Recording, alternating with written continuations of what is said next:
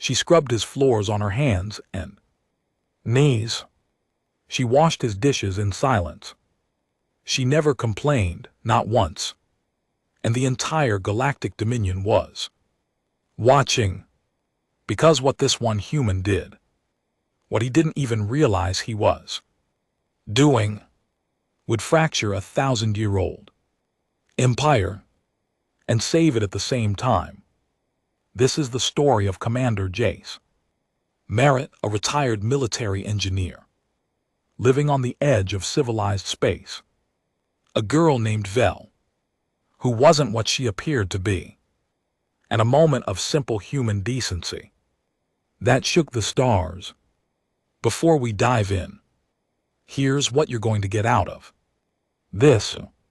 You're going to find out exactly why a member of galactic royalty ended up mopping floors on a backwater human outpost, and why she chose to stay.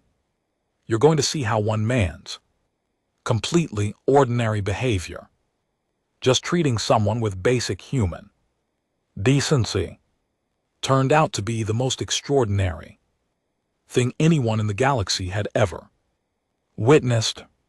And you're going to find out what happened when the Empire came to collect her. Because they did come. Oh, they absolutely came.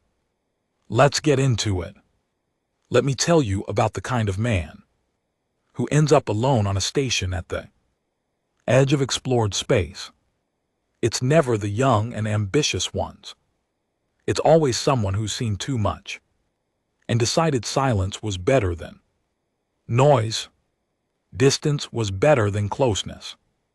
And a good view of a nebula beats a seat at any table that matters. Jace Merritt was 47 years old when he retired from the United Earth Engineering Corps. 22 years of service, 3 wars, 2 catastrophic station collapses, both of which he survived by luck and stubbornness in roughly equal measure. He wasn't decorated, he wasn't celebrated. He was just competent, reliable, the kind of man who gets the job done quietly and doesn't ask for a parade.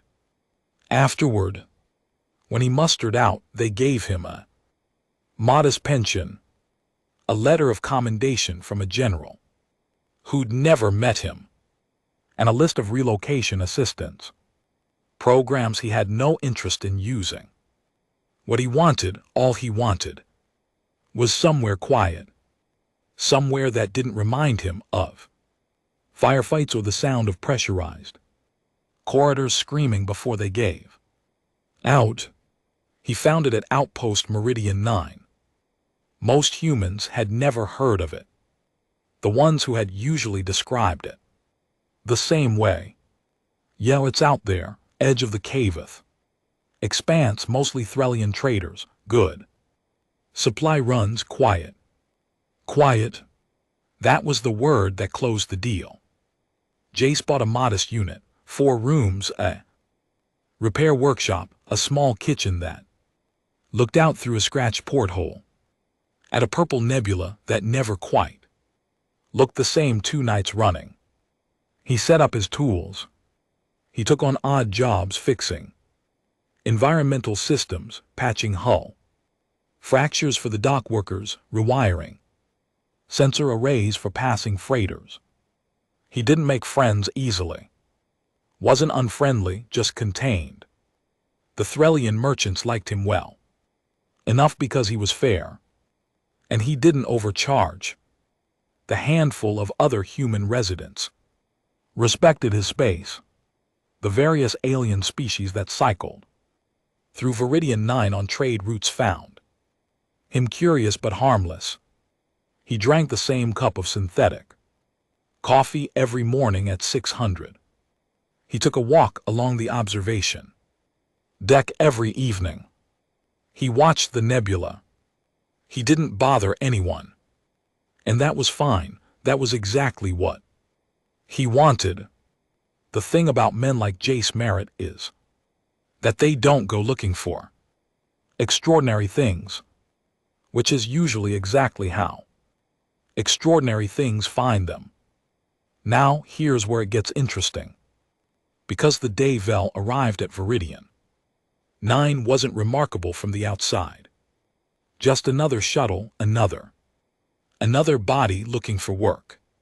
But if you'd known who she really was, if you'd had any idea, you'd have understood why 17 different intelligence agencies across the galaxy were quietly losing their minds trying to find her. The Vel-Cathari are a species that humanity had a complicated history with. Tall, most of them around 2 m. Dual-irised eyes that shifted color with emotion. Silver-gray skin that had a faint bioluminescence in low light. And ridges along their forearms and the back of their skulls that served as both cultural ornamentation and, as humans had learned during the Cavath border conflicts, could conduct enough bioelectric charge to knock a man flat. They were also almost universally proud. Deeply, structurally, organizationally proud. Status among the Vel-Cathari wasn't just social currency. It was practically biological. The higher your caste, the straighter you held your spine. The more ridges you displayed, the more space you took up in a room. So when a Vel-Cathari showed up at Viridian 9 looking for domestic work, cleaning, cooking, maintenance, the station's small population noticed. Because that was wrong. That wasn't how it was supposed to go. Vel-Cathari didn't do service work. Not for other species. The concept was essentially unthinkable. But there she was. She called herself Vel.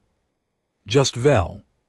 No clan name, no caste identifier, no lineage prefix, all the things a proper Vel-Cathari would announce before their personal name. She wore a plain gray bodysuit with no markings. She'd filed the tips off her arm ridges, which Jace would later learn was the Vel-Cathari equivalent of cutting off your own fingers. It was something done in extreme disgrace or in hiding. She went to the station's employment board and posted herself as available for domestic and maintenance work. Standard rates. No references listed. 3 residents inquired. 2 of them on meeting her said no. Immediately. Not out of cruelty exactly, more out of a deep instinctive unease. Something about this Vel-Cathari was off. In a way they couldn't name and didn't want to interrogate. The third was Jace. He'd posted looking for someone to help manage the workshop and keep the unit livable while he took on a 3-month heavy repair contract for an ore processing barge. He needed someone reliable who wouldn't steal his tools or pry into his business. She came to his door. He answered it. He looked at her for about 3 seconds. She was taller than him by half a head. Her dual irises, one pale silver, one deep amber, watched him with an expression he couldn't quite read. Her hands were clasped in front of her, in a posture that looked like it was trying very hard to be neutral. Jay said, "You have experience with atmospheric recyclers?" She said yes. He said, "You know what a capacitor relay is?" She said, "I know what 17 types of capacitor relays are." He said, "Great. Kitchen small, sleep spaces in the back, standard pay plus meals, when can you start?" And that was it. No interrogation about her species. No questions about why a Vel-Cathari was doing this kind of work. No sideways looks or careful statements about how unusual this all was. She started the next morning. Vel would later say in testimony Testimony delivered, it should be noted, before the Imperial High Council of the Vel-Cathari Dominion, in front of 12,000 people, that in that moment on his doorstep, she had prepared 17 different responses to 17 different questions she expected him to ask. He asked none of them. He asked about capacitor relays. She said it took her 4 days to stop, waiting for the real interrogation to begin. It never came. Let me stop here and tell you who Vel actually was.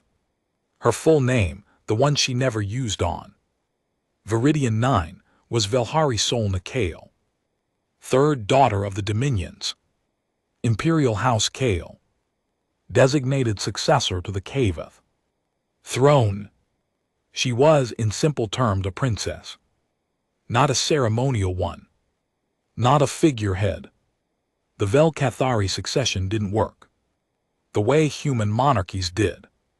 The Kavath throne chose its heir based on a combination of demonstrated competence, physical merit trials, and, most critically, the judgment of the old court, a council of elder advisors whose opinion was by law binding.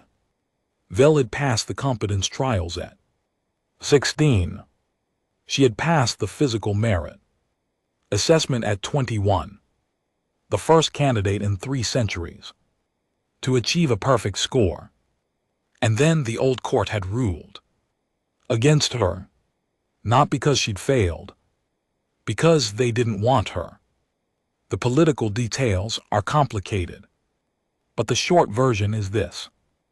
Velhari Solna Kale was too independent, too willing to challenge the established order. The old court, who represented the most ancient noble houses, the ones who'd been pulling strings for 600 years, had decided that a successor they couldn't control was worse than no successor at all. They blocked her appointment. They moved to install a more malleable candidate from a lesser branch of the family. And Vel, rather than accept that, rather than play the game the way she was expected to play it, disappeared. She filed her arm ridges.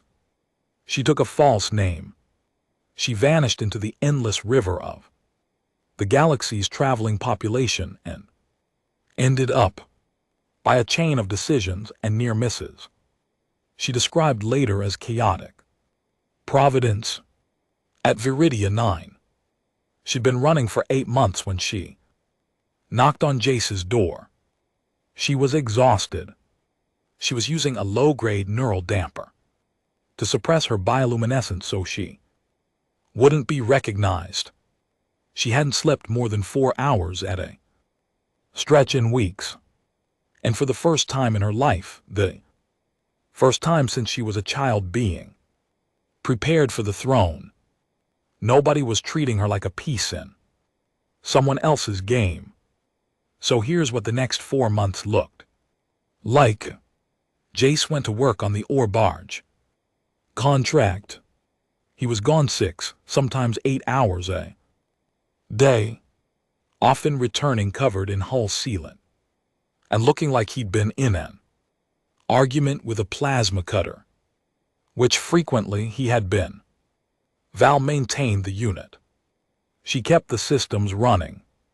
She cooked, which she'd never actually done before, a fact she absolutely did not admit, meaning the first 2 weeks of meals were aggressively mediocre before she quietly researched her way to competence. She repaired things that broke. She reorganized his workshop in a way that made his tools 30% more accessible, which he noticed after 2 days and said, about, and then rearranged his entire work queue to take advantage of. In the evenings when he came back, they sometimes sat in the kitchen and he drank his coffee, and she drank a Vel-Cathari stimulant called Cath that smelled like burnt copper and apparently tasted wonderful. if you had the right biology. They talked, not deeply at first. Practical things, station news, the quirks of the environmental system in Section 7. Whether the Thrilion traders were trustworthy on bulk fuel deals. Answer: yes, but always verify the density ratings yourself. But gradually, the way things do when two people share space and have nothing to prove to each other. The conversations got longer. He told her about the core, about the things that had broken him a little and the things that had made him grateful. He didn't dress it up, and he didn't perform modesty. He just talked about it the way it was. She told him not everything. Not yet. But she told him she was from a high caste family that had become unbearable. That she needed to find out what she was like when no one was watching, when no one expected anything of her. He nodded at that like it made complete sense, because to him it did. The thing is, and this is the part that matters, Jace never treated her like a Vel Cathari first. He didn't mean that in the way that sounds. He didn't ignore her species. He didn't pretend she wasn't different from him. When she mentioned aspects of Vel Cathari culture, he asked genuine questions about them without the prying edge that usually comes with alien curiosity. But he also didn't treat her like an alien first. He treated her like a person who was good with capacitor relays, a person whose reorganization of his workshop had genuinely made his work easier, a person whose cooking had gone from baffling to actually pretty good, a person who he'd noticed seemed to read technical manuals the way most people read fiction. Fast, completely absorbed, apparently. For pleasure, he told her once without particular weight, "You know you're too smart for this job." She asked what he meant. He said, "I mean you're clearly doing this because you needed somewhere to land. And I'm glad it worked out for both of us. But you've got a brain that's going to get bored here eventually. When that happens, I'll write you the best reference you've ever seen." She stared at him. He poured more coffee. She later said that was the third moment she had to recalibrate every assumption she'd ever made about humans. The Vel Cathari Intelligence Network found her in month 3. They didn't announce themselves. They sent a single observer, a low-ranking agent posing as a tech merchant, to confirm her location and report back. The report that came back was not what anyone expected. It said, "Subject is located. Subject appears stable. No signs of distress. Operating in a domestic capacity for human male, Jace Merritt, Corps veteran. Subject appears to have formed what can only be described as a voluntary social bond with a human. Recommend surveillance only. Any extraction attempt should be approached with extreme care. The human is unaware of subject's identity." Then it added a line that made the old court read the report twice. "Subject is smiling. Genuine expression confirmed. Nobody at Imperial Command could remember the last time Velhari Solny had been observed smiling." Month 4. The political situation inside the Vel Cathari Dominion had deteriorated badly. The old court's chosen candidate, a young noble named Cassin Vor, had turned out to be, in diplomatic terms, a catastrophic failure. 3 border accords broken. Two allied species publicly humiliated. One military engagement started and then abandoned halfway through, which is genuinely the worst possible outcome in any conflict. And it cost the Dominion two systems and its credibility across the entire Kyveth expanse. The factions that had originally supported the old court were now quietly, and then less quietly, asking for Vel, not asking, demanding, and the old court, faced with a choice between swallowing their pride or watching the empire fracture, had dispatched a full diplomatic envoy to retrieve their lost princess. The ships arrived at Viridian 9 on a Tuesday morning. Jace was in the workshop when his proximity alert lit up like a festival display. He looked at the sensor readout and counted 14 ships. The smallest of them was twice the size of the entire outpost. He said out loud to no one in particular, "Well, that's not a supply run." He found Vel in the kitchen.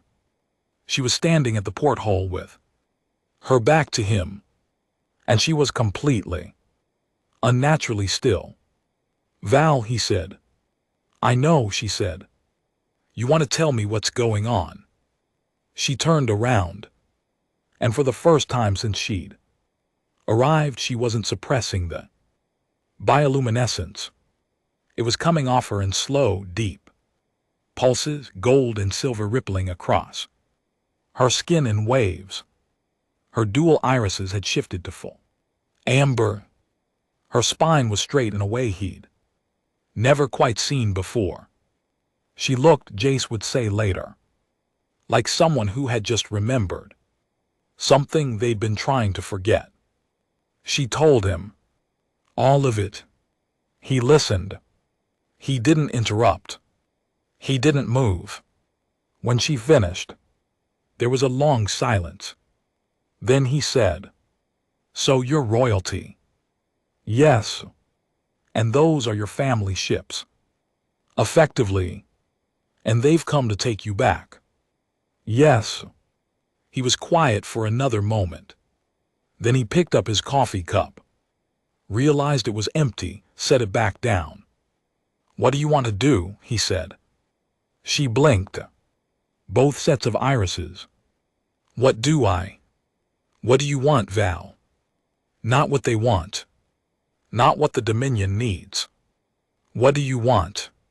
She had lived 29 years in a culture where what she wanted was the least relevant data point in any room, where her preferences were tolerated as a formality before being overridden by strategy, politics, and the endless calculus of dynastic necessity. No one had ever just asked. Before she could answer, the station comm pinged. A transmission request. Official Imperial frequency. Jace looked at it. Then he looked at her. "Should I answer that?" "You don't have to." "I know I don't have to." "Should I?" And despite everything, despite the enormity of the moment, the ships outside, the Empire bearing down on this tiny four-room unit at the edge of explored space, Vel almost smiled. "Yes," she said. "Answer it." The face that appeared on the comm screen was Admiral Duz Velkathari, commander of the Imperial Retrieval Fleet, a man who had personally supervised the subjugation of 4 minor species, and was broadly considered one of the most intimidating individuals in the known galaxy. He looked at Jace. Jace looked back. Jace said, "Can I help you?" The Admiral said with considerable weight, "Human, you are harboring the imperial heir of the Velkathari Dominion. You will release her into our custody immediately or face the consequences." Jace looked at Vel. Then back at the Admiral. He said, "She can walk out that door anytime she wants. She's not a prisoner. Are you going to tell her what she's going back to, or do you want me to wait outside while you have that conversation?" Dead silence. The Admiral said, "I don't think you understand who you're speaking to." Jace said, "I understand fine. I'm speaking to the fleet she ran away from. That tells me something." He let that sit for exactly 1 second. Then, and GT, clears throat. And GT, you want to talk to her. And it sounds like you need to. Then talk to her. On her terms, not yours. She's an adult. Treat her like one. He muted the comm, turned to Val. "I'm going to go check the workshop. Atmospheric readings I've been putting off. You take as long as you need." And he walked down the corridor. The Vel-Cathari have a concept called Velshari. It doesn't translate perfectly. The closest approximation in human language is witness dignity. The idea that someone's true character is revealed not in grand gestures, but in the small moments when they have nothing to gain from being decent. In Vel-Cathari society, it's considered the highest possible compliment. It's also considered extraordinarily rare. Velhari Selen Kale in the message she later sent to the Imperial Council, explaining her decision to return and reclaim the succession, cited 2 examples of Velshari she had witnessed in her time away. Both were Jace merit. The first was the day she arrived and he asked about capacitor relays. The second was the day he walked down the corridor and gave her the room to make her own choice. Val returned to the Dominion. She didn't go quietly. She went with conditions, a list of non-negotiable demands submitted to the Imperial Court before she set foot on a single Vel-Cathari vessel. The old court expected a chastened heir, a daughter shaken by her time in exile, ready to be managed. What they got was someone who'd spent 4 months being treated like an intelligent adult with the right to make her own decisions. That is, it turns out, a very difficult thing to unlearn. She abolished the old court's veto power over succession within her first month back. She did it legally, methodically, and with such precisely documented justification that the only response available was compliance or open civil war, and the old court wasn't ready for civil war. She repaired the broken border accords.